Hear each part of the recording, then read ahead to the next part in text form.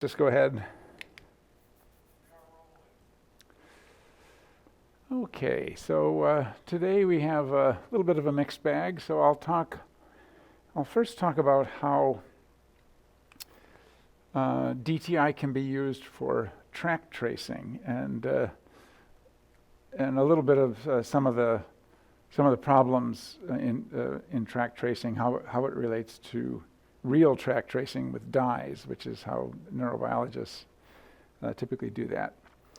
And then I'll talk about length scale. So in the presentation last time, we talked about trying to estimate the diffusion coefficient, the classical diffusion coefficient for a voxel. And when we did that, we basically made the assumption there's one diffusion coefficient for that voxel, but we know that that's certainly not the case. There's a bunch of different things in there, like axons and different kinds of molecules in there, and so you might want to do more than one B value. So B value was kind of like the strength of your diffusion encoding. So you might want to do more than one B value to sort of look at that. So I'll talk about that, and then finally we'll talk about actual practical DTI diffusion sequences. What do they actually look like? The one that I showed you last time was not a practical one, but it gave you an idea of how you can sort of do diffusion encoding. So we'll talk about the more practical ones. So starting off with tract tracing. So what's the background to real tract tracing? So I come from more of a neuroanatomy background, and there's the way that you do real tract tracing is you would do a small injection of a dye someplace. So maybe you just say, we'll do a small injection of a dye into, say, area MT. So area MT is a motion sensitive area. And so we might want to figure out, like, where does MT project to? And so the way these experiments work is you inject a dye of some kind, could be horseradish peroxidase or dextran, some kind of fluorescent dextran, a bunch of different dyes. But what happens is the dye gets taken up by a neuron, and there's different ones. They can go various directions. They can either go forward or backward. So basically, so you might have the cortex like this, and so you inject a dye in here, and the dye gets into the neurons, and then it actually the dye actually goes down the axon, and then appears down at the actual axon terminal, or vice versa. You can inject over here in the axon terminals, and dyes. In fact, dyes will go both directions usually. So if you inject over here, then the dye can actually be taken up by the axon terminal. Those are the little synaptic boutons. It can be taken up by the axon terminal and actually go backwards and then appear in the cell body. So that's like what we'll call real tract tracing. Because here you're actually physically you've actually put a substance physically into the neuron, and it's definitely going down the wire, and it's going to end up to where that thing connects up to. So there's in recent years, what's happened is there's been techniques developed that use viruses, and the way that so an example is a rabies virus. So how does a rabies virus get you if you get bit by a rabid dog? So what happens is it's a neurotropic virus, so it likes neurons, like for instance the neurons that are sensory neurons that are in your, say, in your wrist where you got bit. And so it gets into the neurons, but since it's a virus, what it does is it can be transported, either way, down the axon, and when it gets to the cell body, it makes more copies of itself. And then it can actually then transfer backwards through a synapse. So the virus particles can get through a synapse, and then they'll get into the next neuron, and then wherever that neuron, into the next axon, wherever that axon comes from, say it comes from a cell over here, then it'll get into the cell body. Once it gets into the cell body, it will make more copies of itself. And so it's actually a self-reproducing tracer. And this is an extremely powerful technique. Of course, you wouldn't want to stick yourself with the rabies virus, but it's a very powerful technique because it can actually sort of trace connections over several synapses, and it will just keep going. And that's actually how rabies normally would kill you, because it just reproduces in neurons. It gets transferred to the next neuron, and they transfer it to the next neuron. Before long, there's rabies all over the place, and you sort of, your brain goes down. So that kind of technique is an extremely powerful, even more powerful than just the traditional dyes, which they'll make it through one synapse, but that's it. Then they peter out because they're not self-reproducing. So that's what we call sort of real tract tracing. So what are we doing with DTI? And so what we're doing with DTI, it's kind of, coming, like I said, coming from a neurobiology background, my initial feeling was that's not tract tracing, but I've come to peace with DTI tract tracing. It's not the same as this, and so how does it work? So it works by using the DTI information about the directions of diffusion within a voxel, and so here's a bunch of voxels.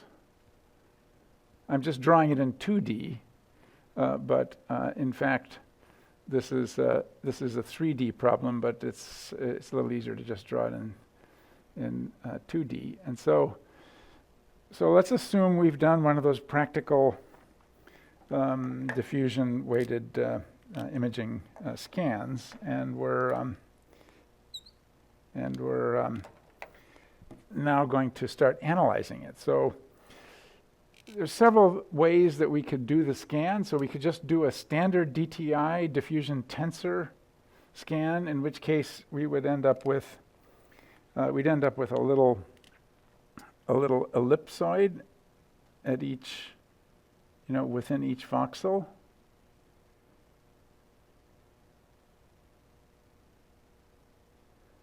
So let's assume these are our ellipsoids.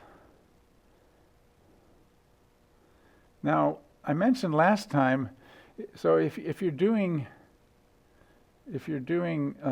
diffusion, one of the things you can do is you could do basically just a diffusion tensor, which basically is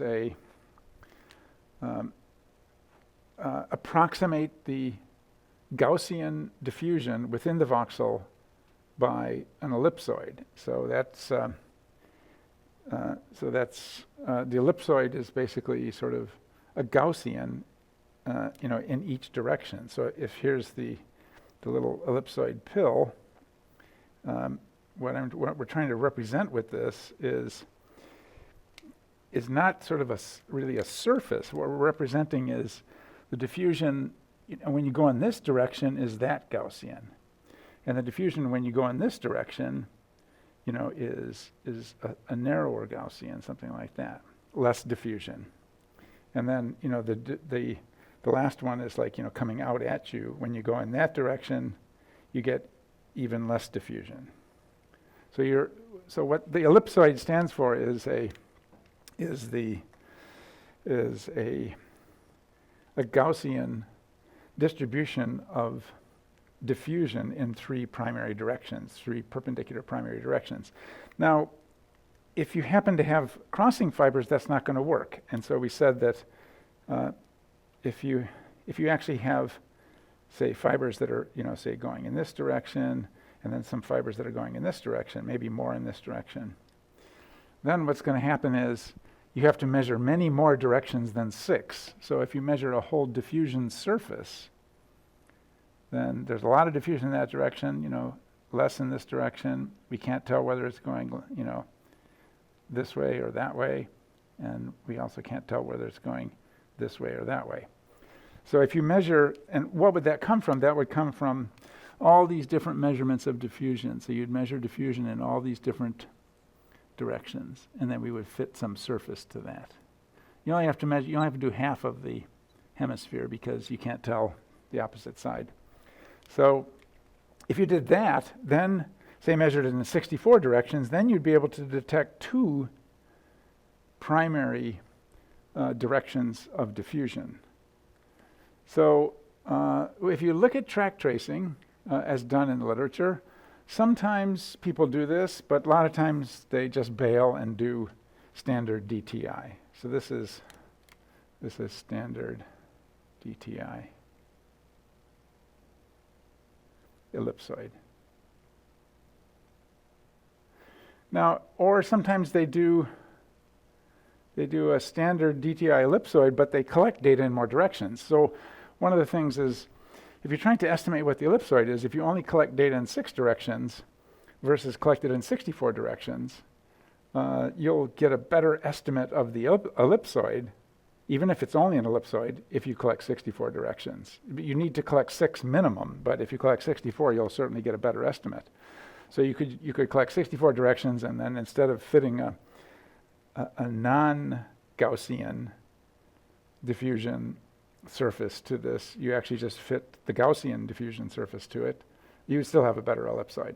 So, but let's just assume we've got just regular diffusion tensor imaging. So what is this? What are some of the problems with this? Well, one of the problems is this is, how does it work? So it works by first picking a seed. So here's a seed. So let's pick this guy as a seed. So we're going to start there. And then what we're going to do is try to figure out, okay, where does the wire, if there's some wires in here, because this thing is anisotropic, where does the wires likely to go? And we'll say, okay, well, they're probably likely to go over here because they're pointing in that direction. And then we come up to this point and we say, like, which way are they likely to go? Well, maybe they're this way, but maybe they might be this way too. We don't know. So we make some decision, or maybe we go through both and then sort of, have many different worlds of connection. And then say we just make one decision, we chose that one, and so now it's pretty clear that this is the next one it goes to. So basically, what is that? So we call that a Markov process, because it's a process that doesn't have any history to it. That's kind of the meaning of that word. So we don't know what happened. What happened back here is not going to affect our decision about where to go over here. So we basically sort of make that decision on the basis of where we are now without any history, and we decide where to go next. Now the problem with that is what if you make a mistake? So say I choose this one, but it actually was this one. Well, maybe this one goes off someplace else. Let's say this one was was something like that. So that one might sort of head us off in a completely different direction.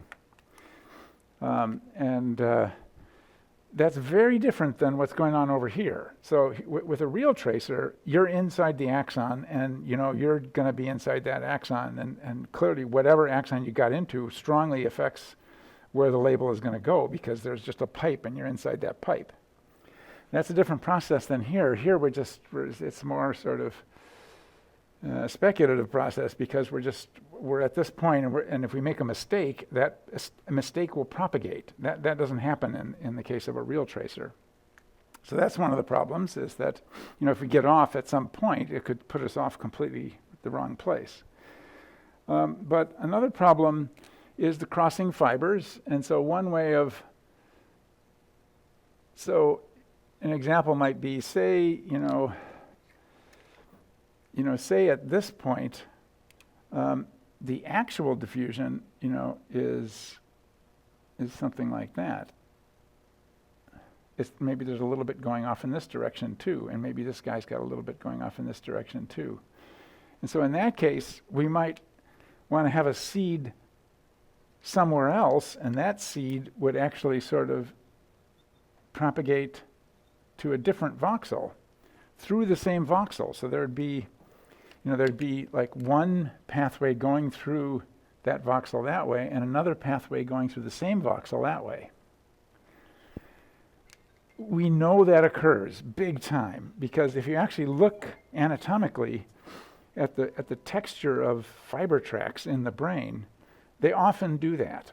In fact, they have a tendency to kind of be perpendicular to each other. And what's the sort of rationale for that? The rationale for that is that if axons kind of like to stick together, so they stick together into these bundles. And so, say you've got another axon bundle, you want to not get caught up in this other axon bundle. So if an axon bundle is sort of coming through another bundle, if it comes through at a shallow angle, what's going to happen is it might sort of accidentally get in with the wrong guys and sort of like head off someplace where it shouldn't go when the actual axon connections are being developed.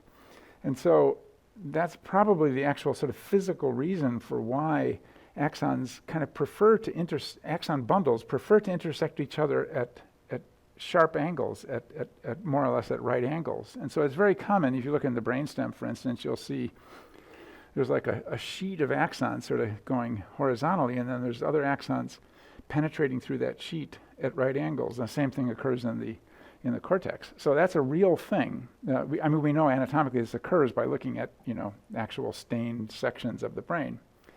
So you could do crossing fibers, in which case you got to collect a lot more directions, and you have to do multiple seeds, and so you end up with sort of fiber tracts that are crossing each other. This isn't done quite as commonly.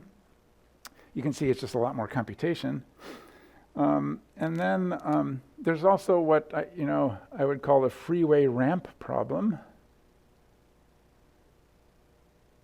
And so what can happen is that if you're tracing an axon, so what can happen with axons sometimes is that they'll run with a bundle for a while, and then so they'll get in with a bundle, and then they decide, here's my turnoff, and so I'll connect up to the lateral geniculate over there. But there might be some other axon, that's running with the bundle, and then this guy turns off over here. And the problem is, if you've got a voxel here, you don't know who's who. And when you get to the turnoff point, there's no, so say we were tracing this tract here. Okay, now it's ambiguous. It's got two tracts in it, but we can't tell them apart. Now somebody turns off. We don't know who turned off. There's no information about, did this guy, turn off, or did, somebody that we traced from here turn off? We don't know. It's ambiguous. And so there's various ways you can do that. You could sort of have a many worlds thing where you do multiple worlds, but there's a limit to that because this is sort of computational limit to that. But that's a problem about knowing. So you end up with just kind of a probability, like this guy, might have gone here, but he also might have gone here. We don't really know. Again, that's not a problem you have with a real tract tracer. And then the last problem is you tend to have these sharp turns into gyri.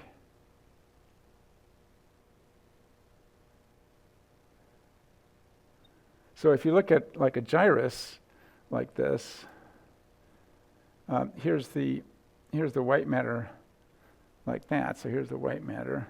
So an axon will come in, and when they come in, they tend to sort of make like, oh, I'll go up here. And then this other guy will go, no, I'm going to go over here. And so they make these relatively sharp turns into the part of the cortex they're going to. And those sharp turns are very difficult to directly trace. And so if you have a fiber tract coming into a gyrus, it's often difficult to tell, did it connect up to this part of the gyrus or the crown of the gyrus or this part of the gyrus? So that's another problem. So all I've said is bad things about it, but what's the good, why do this? So the reason to do this is that you do have uniform 3D data across the brain, and what you get out of it, what you should think of what you get out of it is something that's kind of like a higher level of connectivity. It's a higher, more abstract level of connectivity. So you can scan two people's brains, run the tract tracing, and then look for differences between them. Is it actual differences in the tracts? Well, there's a lot of problems with actually sort of interpreting it that way, but you do pick up a difference. So for instance, you might find that somebody at this point in the brain has a less well-developed tract. Does that say that you actually know what it's actually connecting up? Probably not, but it gives you some kind of higher level information about differences between brains. But I think it's important when, to actually distinguish it from actual real connections that we can verify anatomically. So that's my slightly sort of cautionary tale about tract tracing. But there's a lot of work doing this, obviously, because you can do it in a live person without injecting a dye into them. So obviously, we don't want to sort of inject a dye into somebody and then into the human subject and then slice up their brain. So that's tract tracing. So then what I want to talk about next is multi-B. So multi-B, if you've done any diffusion imaging, you probably have heard of, you have B values, you should collect two B values. So why would you want to collect two B values? So just to reiterate what the B value is it's a number that summarizes the strength of a diffusion weighting. So the simple equation that we had was, the actual attenuation. So attenuation for a given diffusion coefficient. So the attenuation for a given diffusion coefficient is equal to E to the minus B, that's what the B value is, times the diffusion coefficient. And so that's the B value, and the B value, turned out to, be a function of, how long was the diffusion gradient on, how strong was the gradient, what was the time between the lobes. So it was a kind of a summary of the strength of the diffusion weighting. So why would we want to measure multiple B's? Well, the problem is there's probably, we know for sure, there's multiple B's within each voxel. And one of the multiple B's, we might have kind of a high apparent diffusion coefficient, which means like there's a lot of diffusion. So that would be, sort of fast diffusion, maybe extracellular. So you have some, cells here like neurons, for instance, and then you've got this space around the cells, and so the molecules around here are free to sort of like diffuse, wherever they want, whereas the ones in here, they're kind of stuck. They bounce off the walls. So they don't diffuse as much. So we might imagine that there's some high apparent diffusion coefficient and then low, apparent diffusion coefficient that would be, more or less inside the cells. So, this is slow diffusion, maybe intracellular. And obviously that's going to vary. The amount of those two things is going to vary. So how could we, if we just essentially assume there's only one, so what we're doing here is we're saying, I've taken, remember what this measurement you get from just taking, the signal that's diffusion weighted over the signal that's not. So this is, diffusion weighted, and this is not. So that attenuation, you figure out that attenuation by looking at the ratio between the B0 image and a particular diffusion direction image. So if you just do this equation, it's only got one D. So why do we think that there's actually more than one D? So that's the, I put some readings on this, but if you actually just look at a graph, so if you're a physicist, you don't want to scan the whole brain, so let's just take one slice and scan one slice to death. So if we take the log of our signal, so remember this, normally this signal is an exponential decay as a function of B value. So this is, if we use B as the, as our x-axis, and then plot this thing, we'll get an exponentially, what is this? This thing is just an exponential decay like that. Start at 1. Start at 1 and fall off. If we take the log of it, it should make it into a line. So we should get a line.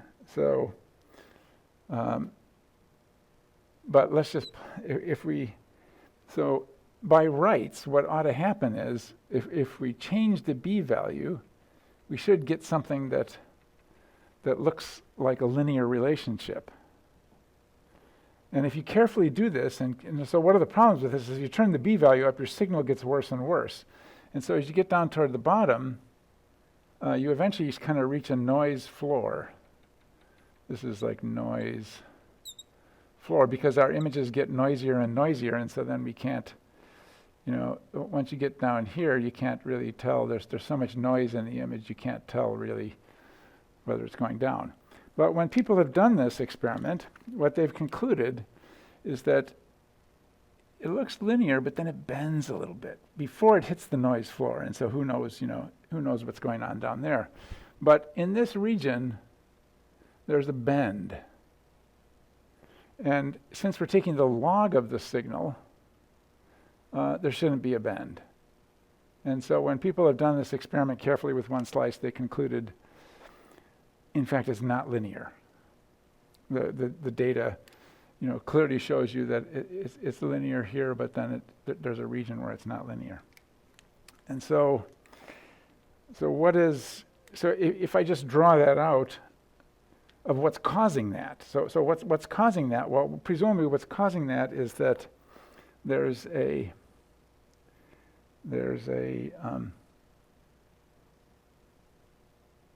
some low D, and then there's some high D. So this guy is, low D.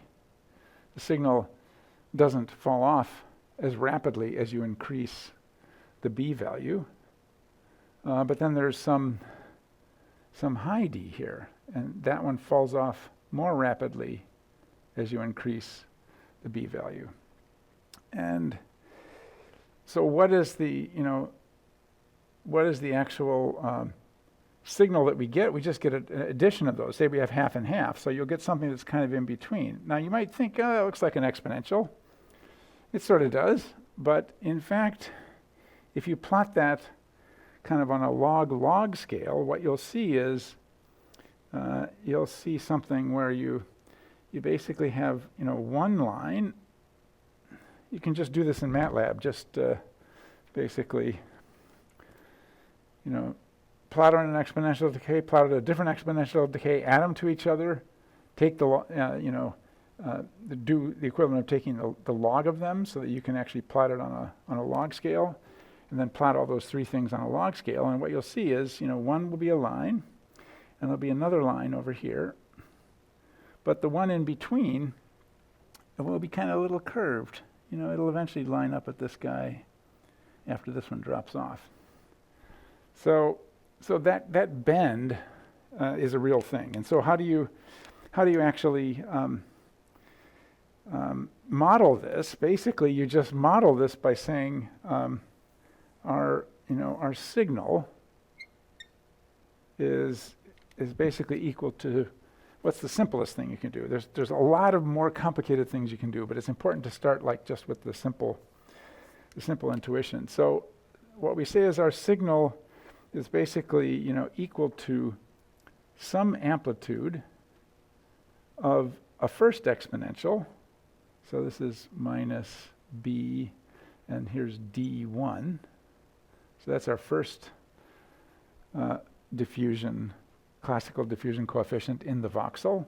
And then we just have added on to that some amplitude of the second diffusion coefficient. So that's the absolute simplest thing you can do.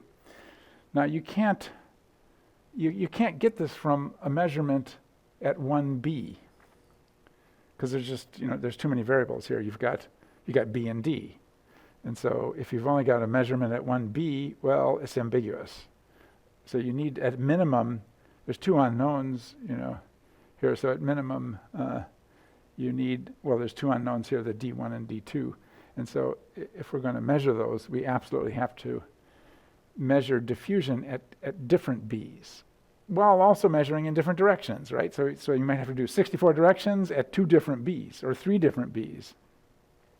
So what you can do with that is then you can sort of like distinguish cases where you've got a voxel that has, some fast diffusion and some slow diffusion from a voxel that just has fast diffusion.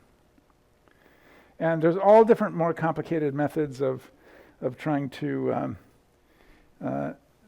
do this. They have all different kinds of strange names, but it's important to sort of, what is the actual data? The actual data is we measure at a couple. So what would you do? You would measure at just like 2 different b's, right? Okay, or if you're really adventurous, you measure at 3 different b's. Well, that's not what you're trying to estimate is this, this curve in the fall off. So say we just estimate at 3 different b's, and then try to see whether, 2 is an absolute minimum, but that's not going to be very informative. And then try to say like, these guys are not all on a line. So you can see what the problem is. And then people have built all different kinds of complicated sandcastles about how we're measuring all different kinds of very complicated things about the nature of the axons. But the fundamental idea is that you're trying to minimally measure at least a second exponential decay that's mixed in. And so that this thing here is not e to the some variable. You can't approximate it by e to one variable. You need 2 e's. So that's multiple diffusion, multiple b values for length scale. And so what you're trying to do is kind of fish apart this idea that within a voxel, there's actually multiple different diffusion coefficients within a single voxel. And if we're setting up to just estimate a single classical diffusion coefficient for the voxel, obviously, that's not going to be able to tell whether there's 2 in there. So that's why you might want to measure multiple b values. Okay, so finally, let's talk about what kind of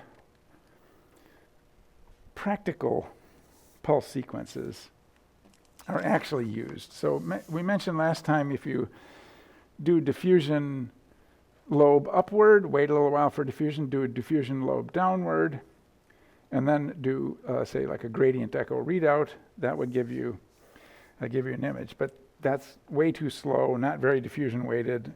Nobody would ever do that. So what's an actual practical sequence? So we'll start with a simple one that we have on the scanner. And so we start with a 90.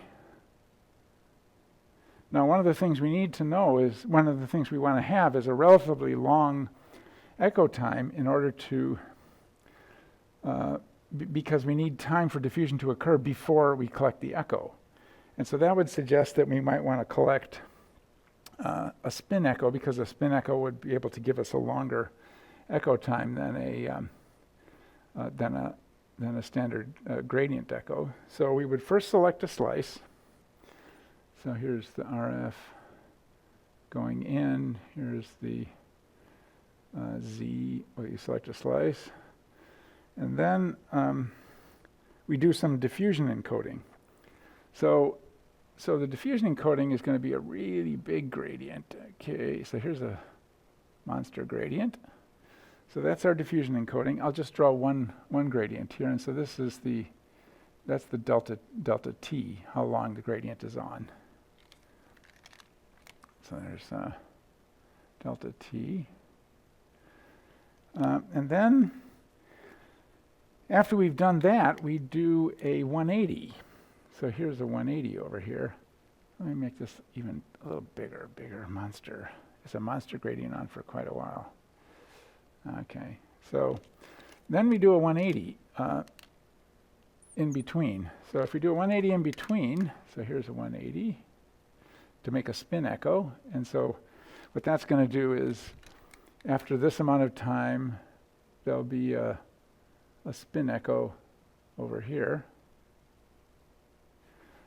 So now we want to do is, so when we do diffusion coding, the way it works is, first you mess up the spins, you allow the diffusion to occur, and then you unmess up the spins.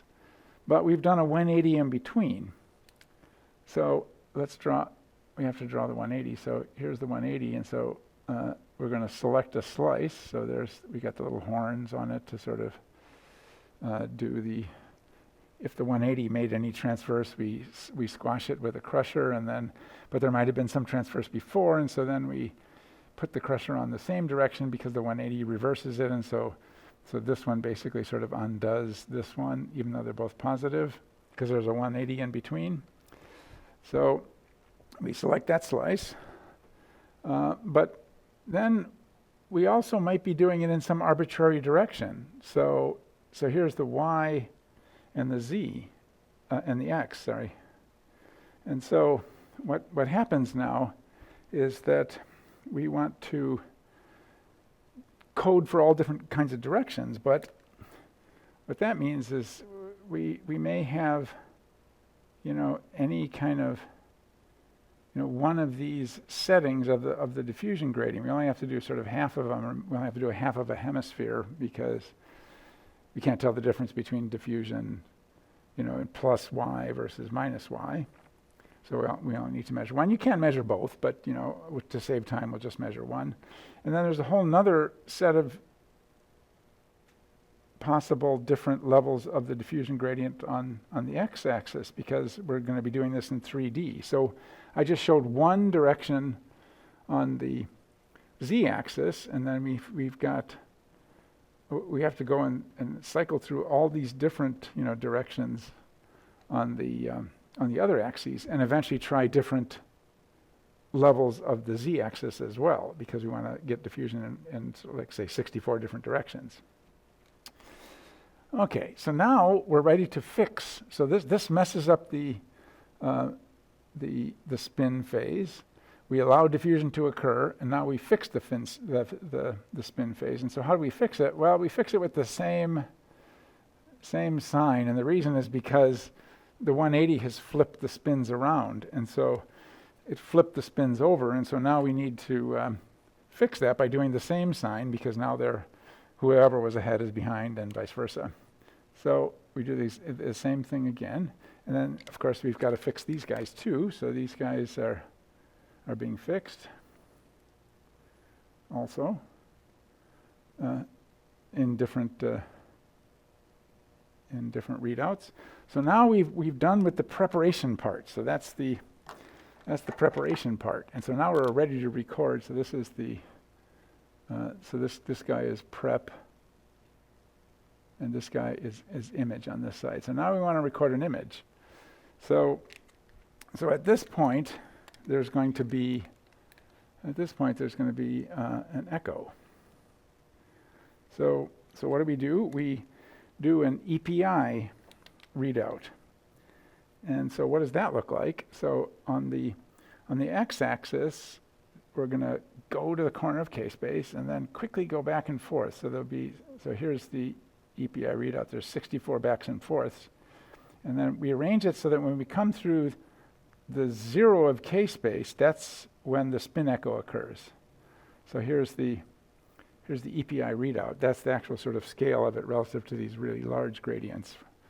for the diffusion encoding. And then along the x-axis, we have to do on the y-axis, we have to do the blips. So here's the little blips. Every time you cross 0, you've got a blip. And so then what will happen, down here, each one of these will make a little echo as they're going by, a little echo. And then when you get to the center of k-space, there'll be like a big echo. And then, there'll be a whole bunch of echoes, 64 echoes. So that's a practical diffusion pulse sequence. Then we would wait a while, a couple seconds, to allow this slice to recover and then do it again. So there's a couple seconds before we go on. So that's an actual practical. So, you would get a big FID here. It would be rapidly squashed by the diffusion lobe. The 180 shouldn't do anything. And then you'll get an echo, spin echo over here. So this is spin echo. So that's a practical one. That's a one that we do on the scanner routinely. So that's and the echo time could be quite long. So this echo time might be something like 80 milliseconds, very long echo time. So this is the TE. For example, 85 milliseconds. That's a long time. The TR, the TR is going to be much longer, like 3 seconds or something like that. So here's the next 90, and so here's the TR. So this is like TR, equals 3 seconds, something like that. So a long TR, so that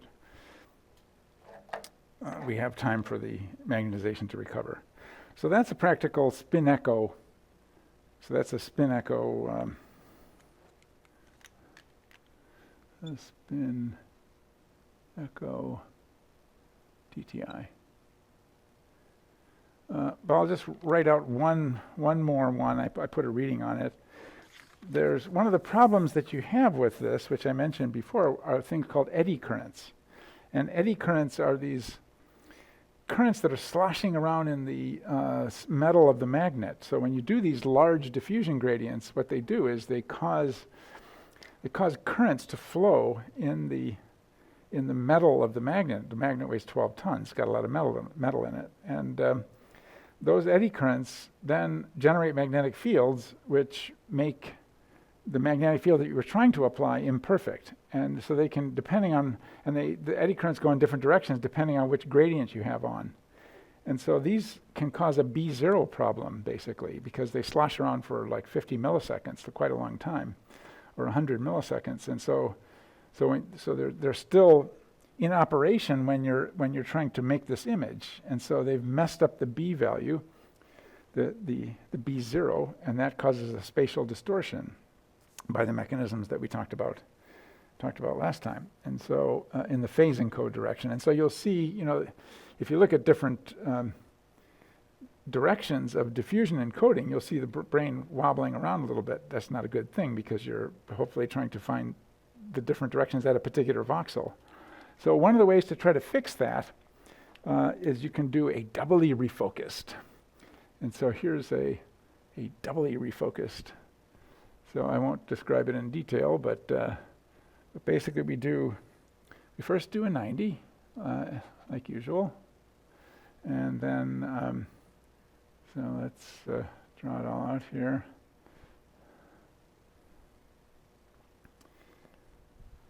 So we do a 90, and so we, slice select our 90. Then we do first go negative. Okay, so we first go negative, and then we've got a 180 here. And so here's our little slice select for the 180.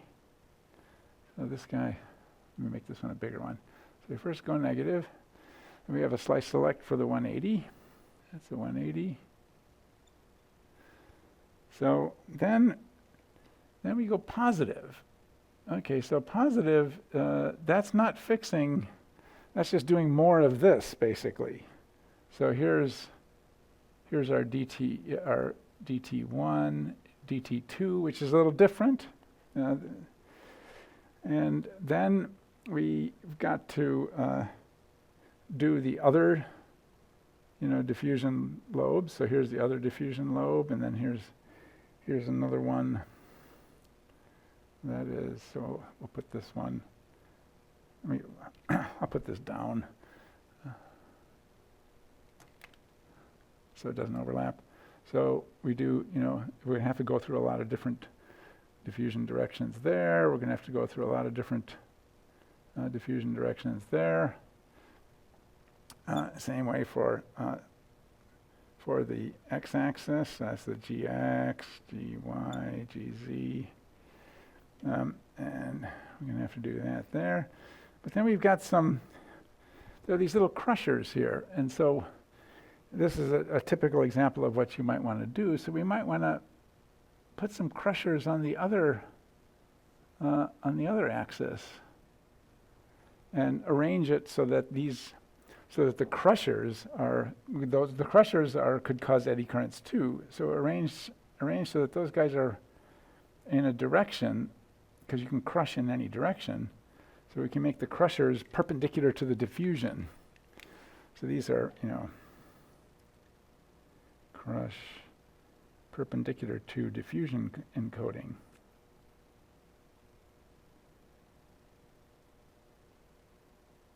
So these guys will be different depending on what direction you've chosen. So you can see it's getting more and more complicated. Okay, so then we go in the opposite direction. So this guy is now, we haven't done a 180, so this one is actually fixing something. So this is called a doubly refocused. So this guy is now fixing what 2 did. And then we do another slice select and another 180. So here's another 180. And then finally we go up again, and that fixes that guy.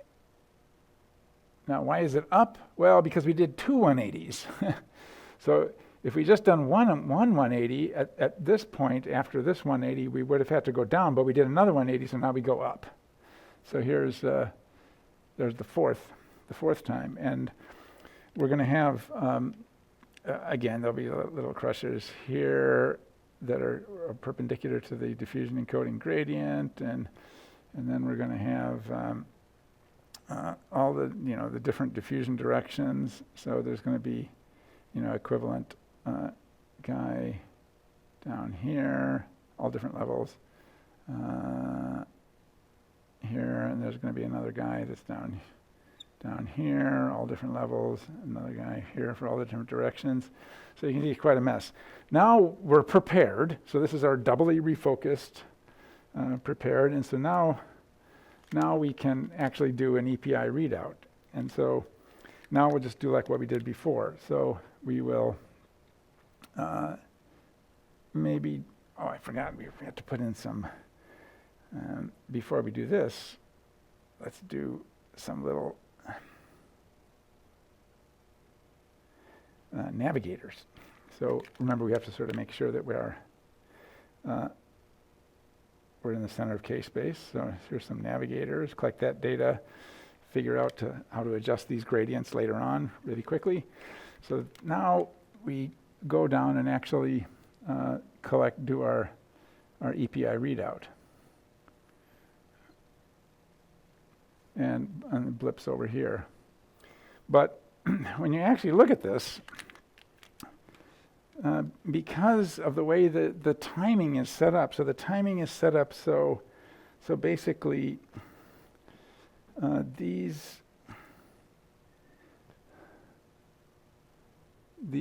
this is tau 1,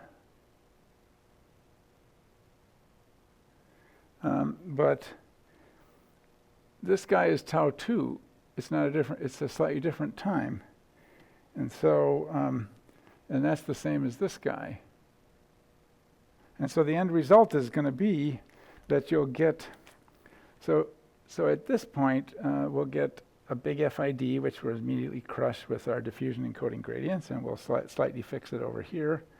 And then there'll be, at this point, there'll be a spin echo, and we're just throwing it out. So that's our spin echo 1. Just ignore that. We're not recording it. And then our official TE will treat this thing like it was an FID, and so here's our TE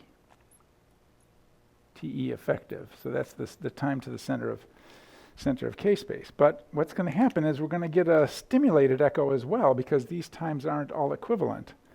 So there'll be a stimulated echo over here. So that's a stimulated echo. And then slightly later, there'll be a spin echo. Here's the spin echo. And then there'll be some more spin echoes, because, remember those 3 pulse sequences, there'll be, a little echo out here, which we'll throw away. So there'll be like a spin echo 2, 3, and there'll be a spin echo, 1, 3. So this is an actual pulse sequence. So this one is called a doubly refocused. I've used this one in the past. So doubly refocused spin echo plus stimulated echo. So that's an example of how things could get a little more complicated. But what you're trying to deal with here is, if the eddy currents cause, one brain image to sort of look like that, and then another, this is not uncommon, so the other brain image would look like something like this. Same slice. So you can see that, it's actually moved like 3 or 4 voxels. So this guy is, same slice, different diffusion direction. So if you get something like that, obviously that's going to terribly mess up your data, because you've got 1 voxel here, and it's got data in it that's actually been moved, like 3 voxels over. Okay. So that's the problem. So that's why you might want to do this. So we'll talk to you soon. Thank you, David.